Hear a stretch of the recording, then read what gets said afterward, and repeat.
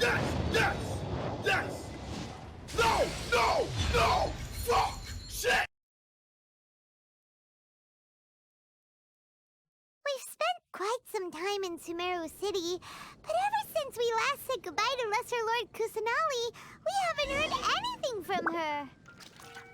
Oh, we can't just keep waiting around like this. Let's go find Catherine and pick up some work so we can at least keep ourselves busy.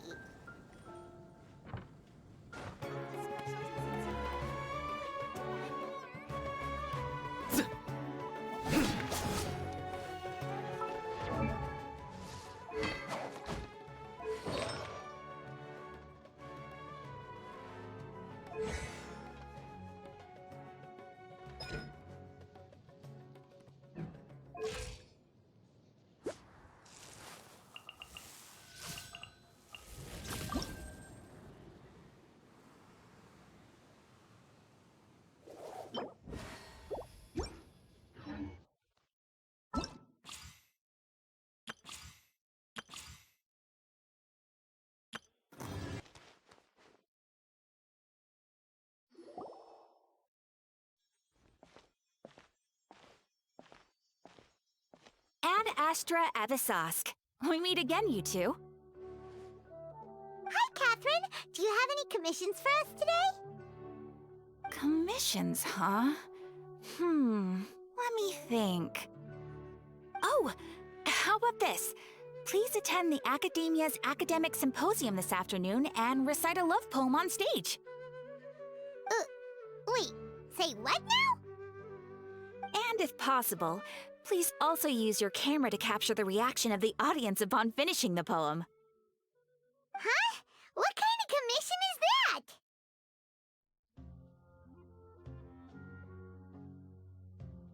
I see. It appears that you're not interested in this commission.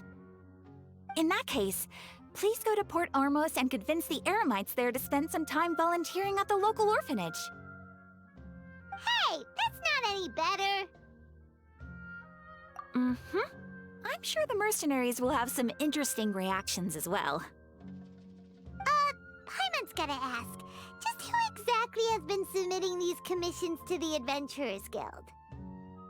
Oh, the commissioner?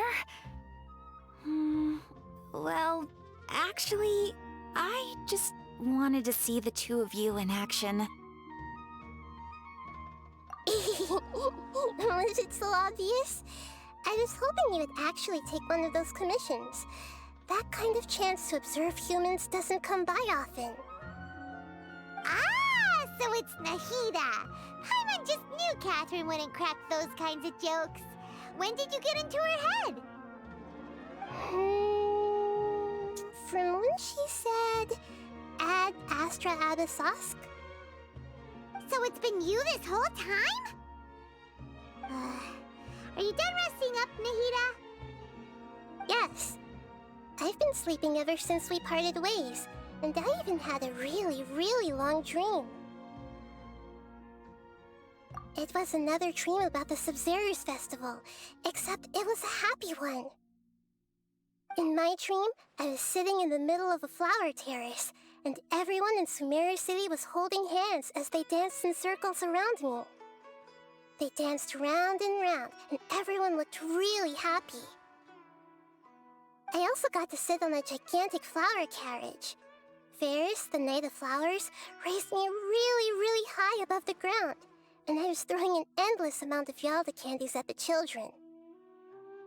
You know, Nahida, maybe your dream is how the Sub-Zerus Festival really should be. It's meant to be a joyous time where everyone gets together to celebrate your birthday.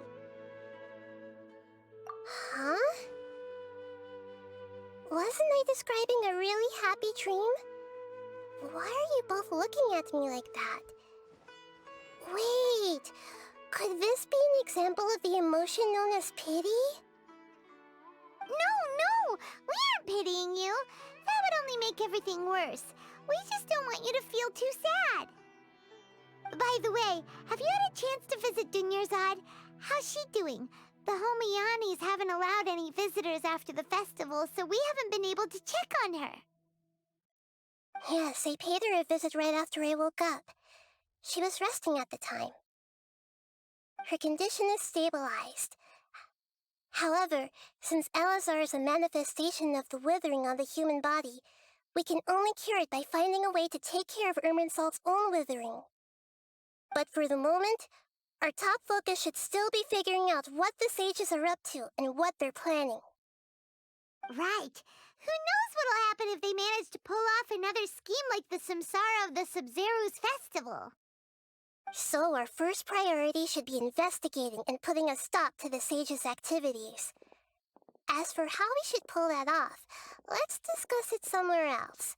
There are too many adventurers around here.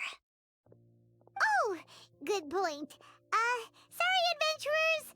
We're gonna be borrowing Catherine for a little while.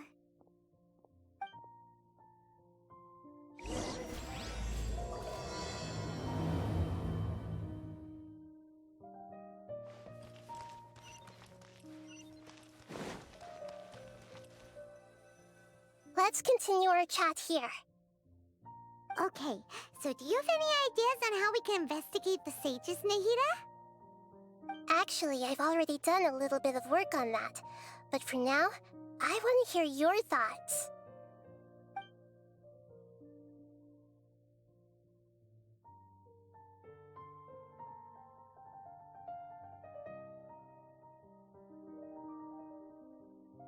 I've already tried that, but all the key members of the Academia, even the core of 30 guards, intentionally avoid wearing their Akasha terminals. It seems that from the very beginning, they've been guarding against info leaks from the Akasha. Of course, it could also be because they're wary of me. Have you already caught the sages' attention? I'm guessing not yet. But distrusting me would make perfect sense if they've ever paid attention to the urban legends about me.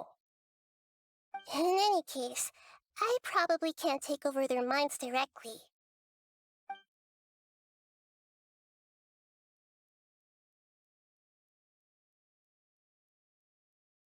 We're in the dark as of now. Since we still don't know anything about their goals, any rash move could tip them off and lead to terrible consequences. After all, every person in Sumeru City is one of their hostages. No way, that's too risky. You mean it'd be too easy to get caught? No, it's not that. We shouldn't involve innocent students in this. A single mistake could completely ruin their lives. Doing that would be ignoring the safety of my people for my own selfish goals. How is that any different from what the sages are doing? That's a good point. Spoken like the god of Sumeru.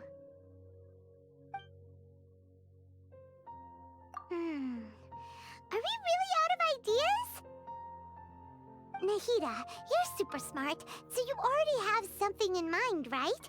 Don't keep us in suspense. Spill the beans already.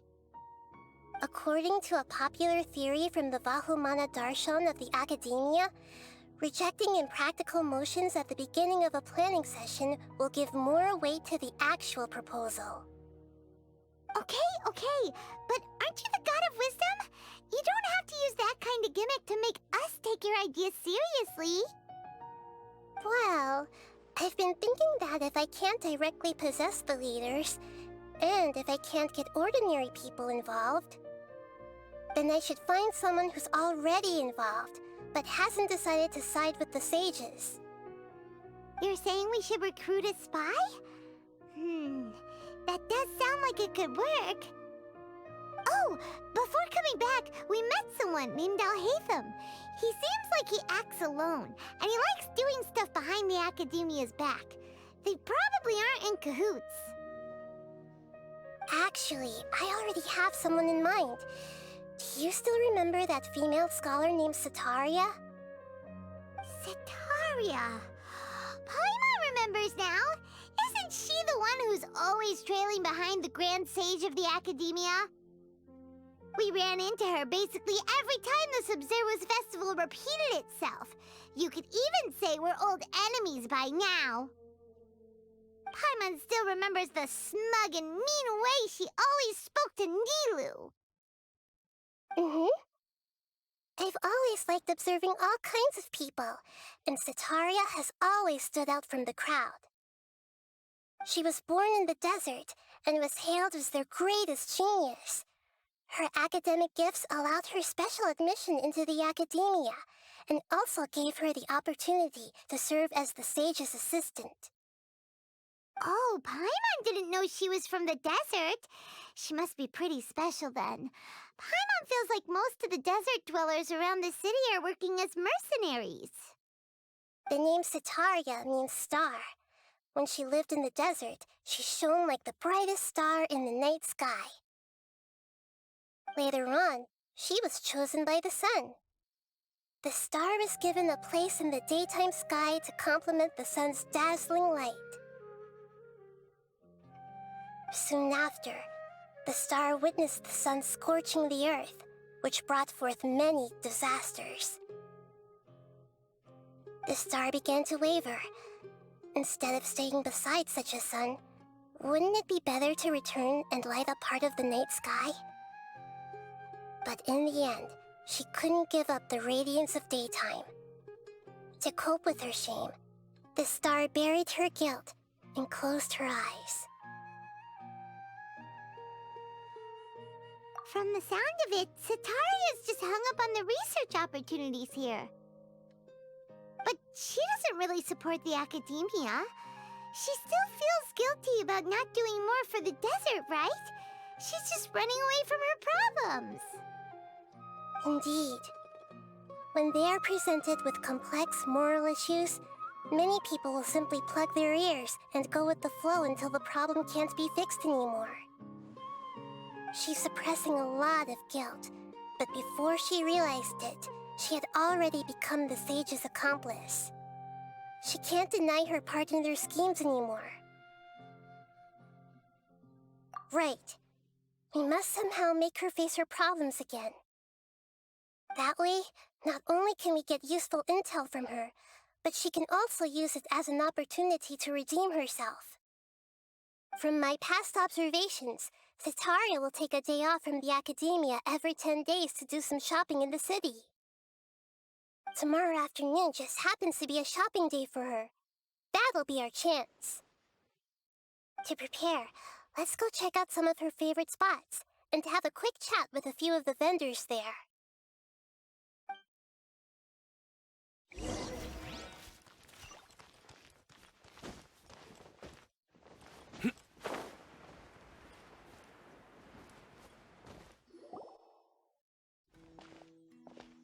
This should be Setaria's favorite fortune-telling spot.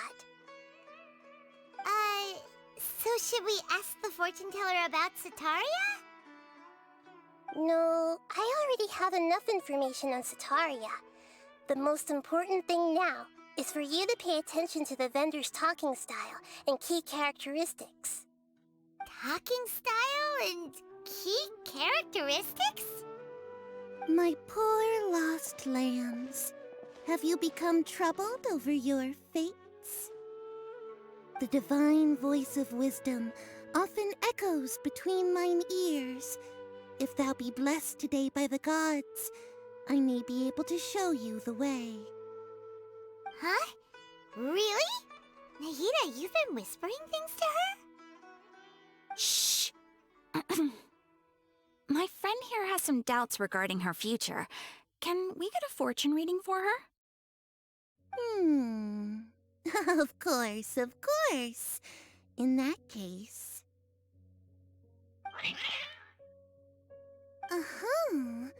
It would seem that Harut and Marut are quite wary of you. Perhaps, at some time in the past, you have somehow offended the gods. Only mocking the god of Animo, questioning the lord of Geo's financial savviness, and brawling with the god of Electro. Do those count? Oh, nothing. Go on, pick an aspect for her to divine.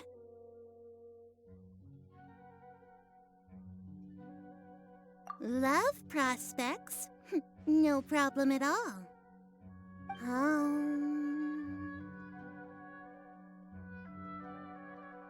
The gods have spoken. The truth shall be revealed. One who is fated to cross your path will appear on... Huh? So many people will fall for you. How could that be? Harut, Marut, did you two spoil my divination? I've never read a fortune so absurd. Actually, Paimon thinks this is probably the most accurate fortune-telling you've ever done. I admit that the orientation of today's celestial matrix is, suboptimal. As such, there will be no charge. Is that so? Well, that can't be helped. If you were to bring some food offerings for Harut and Marut on your next visit, perhaps they could help you reverse the wheels of fate.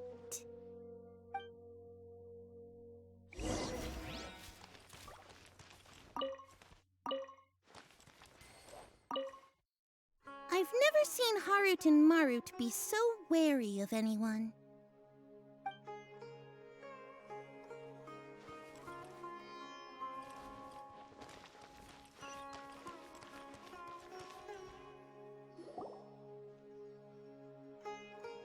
Is this another one of Sataria's favorite stalls?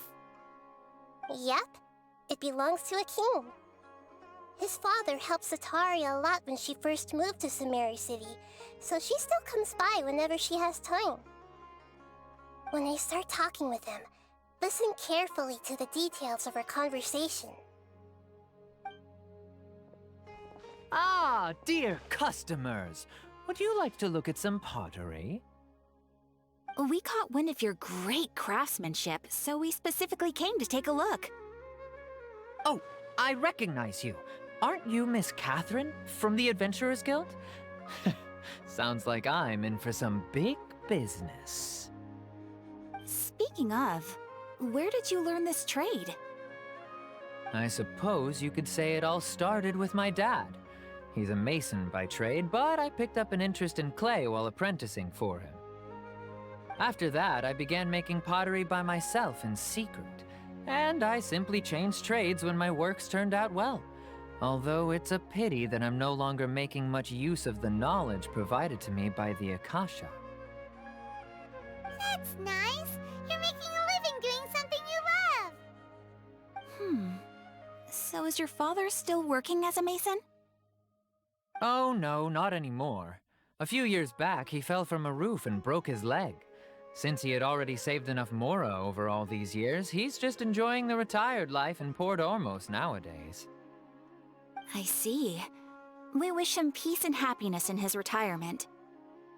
I'll have someone in charge of logistics at the guild come by another day for some goods. We'll leave you to it. Take care now. No problem. Rest easy, all our goods are sure to meet your every need.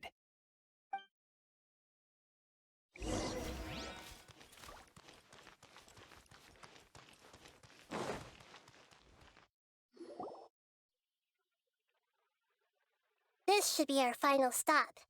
Sataria's always thinking of this restaurant when she's working at the academia, so she always comes by whenever she's out in the city. Nahida, you've really thought of everything. It's my duty to protect Sumeru's citizens, after all.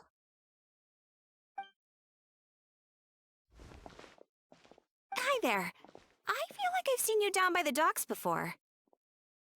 Huh? Sorry, I don't quite remember. If I recall, you were having a discussion with someone about shipbuilding at the time. Ah, that's right!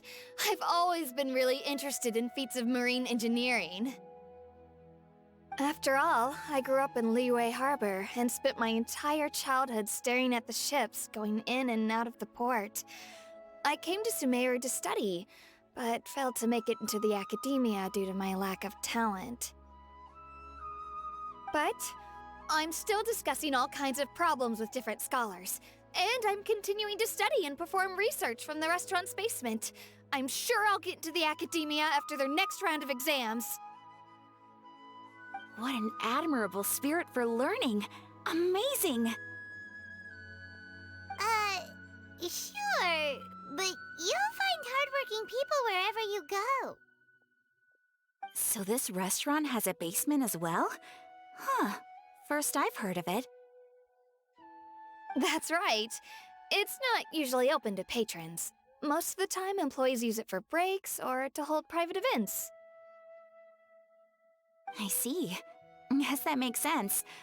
Well, good luck with your studies, Miss Chishan. Thank you so much. As long as I can make it into the academia as an official student, I'll be happy.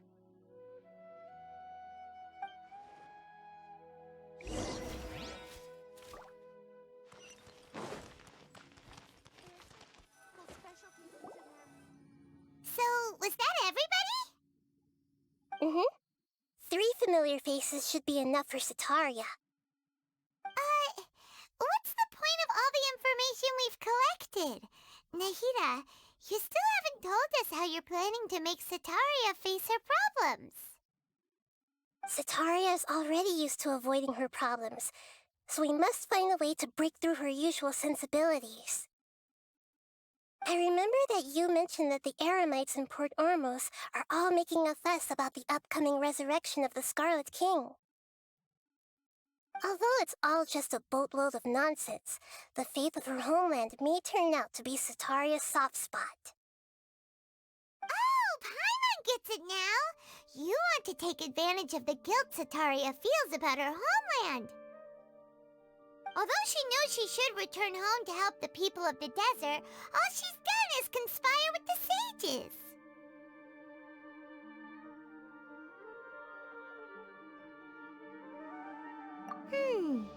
So how do we set that up? Well, the Scarlet King is long gone, and Sataria is also too smart to fall for any simple tricks. If we simply engaged her under the guise of the Scarlet King's believers, she would definitely be wary of us, and we may not get anywhere.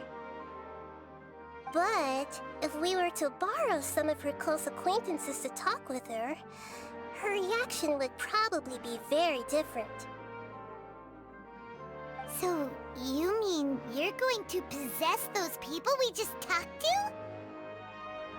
Yep. Possess them through the Akasha, imply that they've already converted to the faith of the Scarlet King, and then convey our made-up will of the Scarlet King. As long as everything goes smoothly, we'll get through to Sataria for sure. She'll never guess that we had anything to do with it. Ah, so that's how you're going to use all the info we collected on these people. It's so that you won't slip up and break form. Possessing them will only work if you can manage to pass off as them. Exactly. So, best of luck with impersonating them. Huh? Best of luck? But we don't know how to possess anyone. That's no problem at all. I'll just share all their senses with you once I've possessed them. As long as you're also wearing an Akasha terminal, the effect will basically be as if you've possessed them yourself. Huh. That is pretty convenient. But why does she have to do this? Can't you do it yourself? Although I've been observing humans for a while, I've never been good at imitating them. You're not wrong. It's always been painfully obvious whenever you try to pass as Catherine. If it was at all possible, I would have preferred to leave these people alone. But seeing how things are now, I probably should just accept it and push on. Yeah, don't beat yourself up over it. We're only doing this to help everyone, and we'll only be borrowing them for a little while anyway. Alright, then let's give it a go tomorrow afternoon.